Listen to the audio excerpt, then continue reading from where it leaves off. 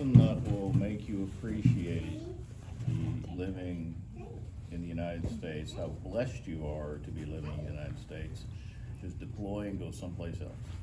Right. That's like people being in third world countries. The people in the United States don't realize how good they've got it until they go to a third world country where the people don't even have running water. They don't have restrooms that you could run to. It's, they don't have the grocery stores that you can run down to. I mean, they live by what they can scrounge or what they could get. The military gave a lot of stuff to those kids over there. And they really did. I mean, So what does the flag mean to you, though? that flag, That flag, what does it mean to you? that's everything to me. Why? Because I took an oath and all, to go protect and preserve the citizens of the United States, okay? And that flag is what it meant. Represent that. And each one of them stars on that flag is for a state.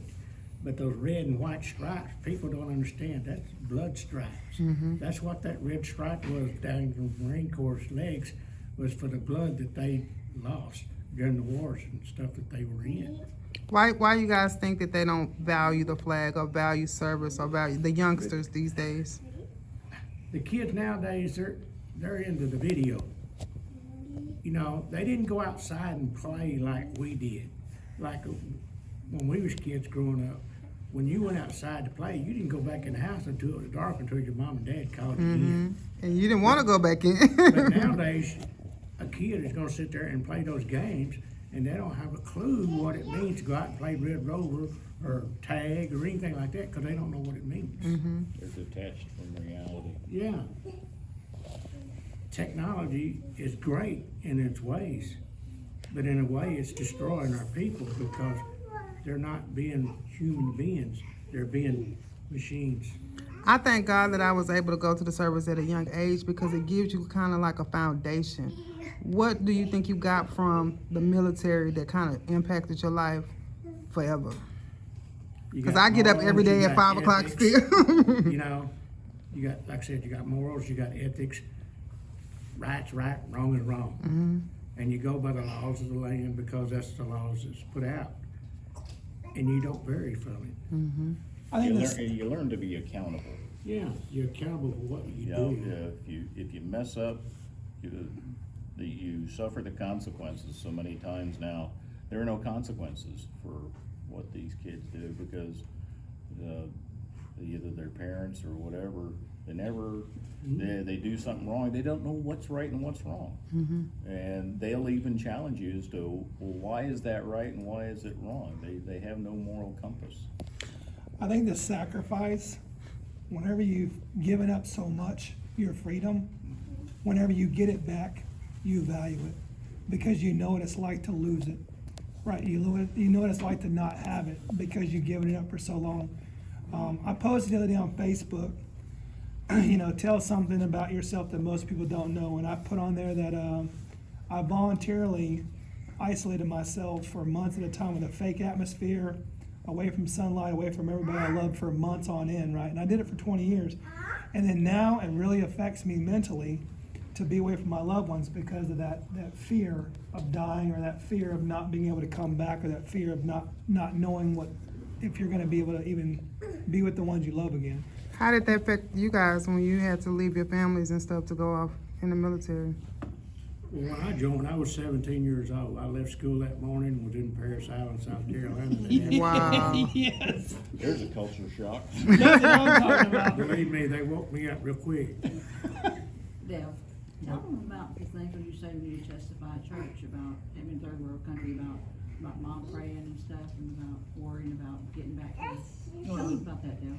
That's true. I mean, you grow up pretty quick when you go in the military because mom and daddy ain't there to hold your hand. It's you. And your decision and your choice. You can make good decisions and go with it, or you can make bad decisions and then you gotta suffer the consequences. But, when you're on some foreign soil that you ain't never been before in your life, and I'm not talking just 50, 60 miles from home, I'm talking thousands of miles. And you out there and you're doing tactics and training and whatever, and you think, my God, am I ever gonna make it back? Cause you say, well, I'm glad somebody prayed for me Yes, at home, yes. cause that was my biggest fear of dying on foreign soil. Mm-hmm. And, but like I said, prayer changes things. And I'm a firm believer in prayer. I'm a firm believer in God. And I'm a firm believer in the flag. Because God is what gives us this country Mm-hmm. and give us the freedom. Mm-hmm. And there's young men and women that are what's out there that's protecting this country so we can have that freedom. When you get that freedom took away, you don't really know what it's like until it's gone. But like Larry was saying, you've been to a third world country and you see reality. You ain't just seeing it on TV, you're seeing kids and families struggling, just to get something to eat. And nowadays, that, to me, that people don't realize what it's all about. How about like when you get out the military to come back to civilian life? People don't realize the mindset because we talk in letters and we have to change the way we talk. We have to change the way we act. And just tell us about how that experience was when you came back to civilian world. It was a wake up.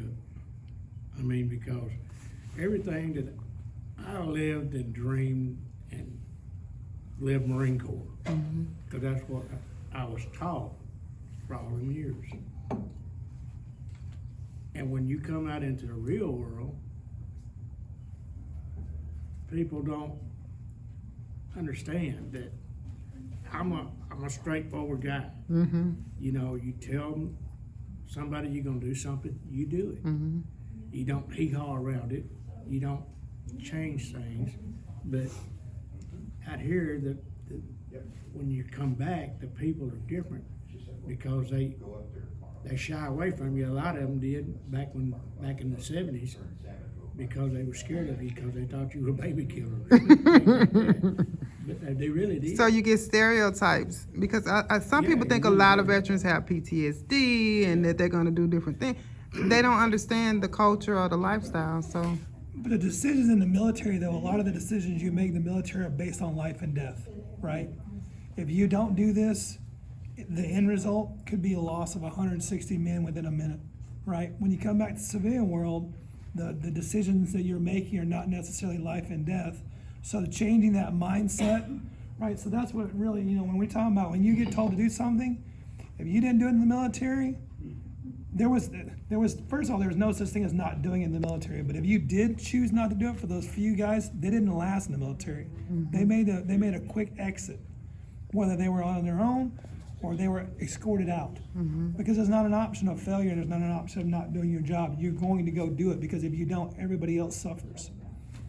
Jared and I was talking about our work ethic as military background. Some people call me an overachiever or we work hard and people don't understand. We wake up early in the morning and we do more than the average person in the military before they wake up.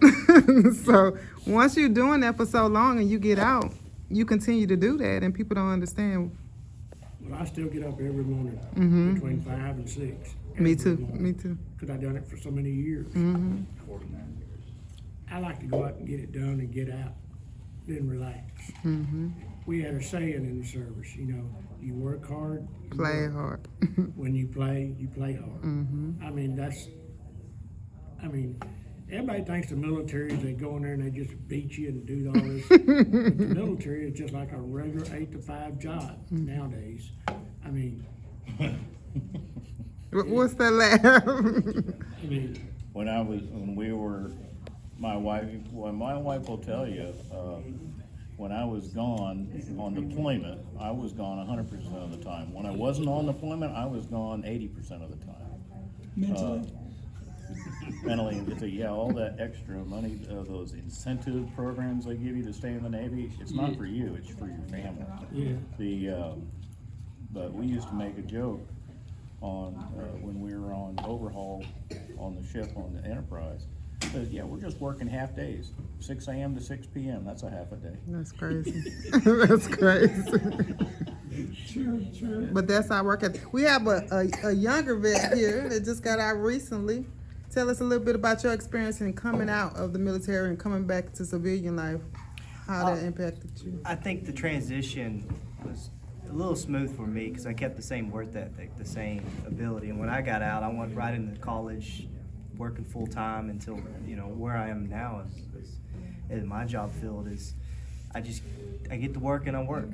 I keep that same routine, same ethics, going hard, and it pays off. In the military, they break you down to build you back up. In my experience, it was the best thing for me, and it carried on. Hopefully, I pass that on to my kids, and where I work at, I pass that on. Try to pass that on to other people, the best of my ability. What would you guys like to tell our veterans out there today for Veterans Day? Hang in there. It's gonna get better. Stick together.